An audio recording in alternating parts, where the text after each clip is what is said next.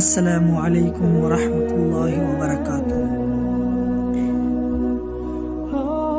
ইমাম বুখারী রাহমাতুল্লাহ আলাইহি তিনি তার কিতাবের মধ্যে একটি বাব নিয়ে এসেছেন, বাবু আলামাতিল মুনাফিকি।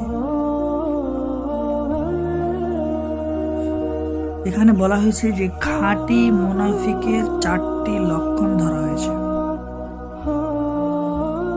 আব্দুল্লাহ ইবনে আমর রাদিয়াল্লাহু তাআলা আনহু থেকে বর্ণিত, তিনি বলেন, নবী করিম সাল্লাল্লাহু আলাইহি ওয়াসাল্লাম বলেছেন, 4টি স্বভাব যার মধ্যে থাকে সে হলো খাঁটি মুনাফিক,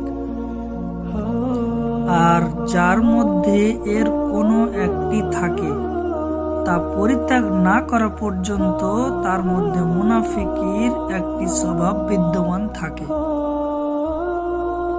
নাম্বার 1, যখন তার কাছে আমানত রাখা হয় সে খেয়ানত করে,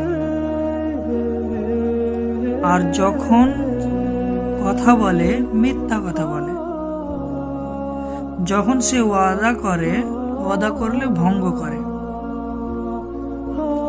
যখন ঝগড়া করে সে অশ্লীল গালাগালি দেয়।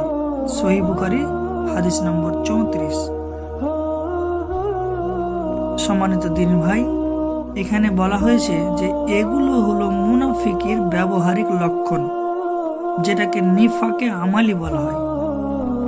শুধু তাই নয়, রাগের মাথায় অশ্লীল ভাষা ব্যবহার করা বা গালি দেওয়া মুনাফিকের অন্যতম আলামত।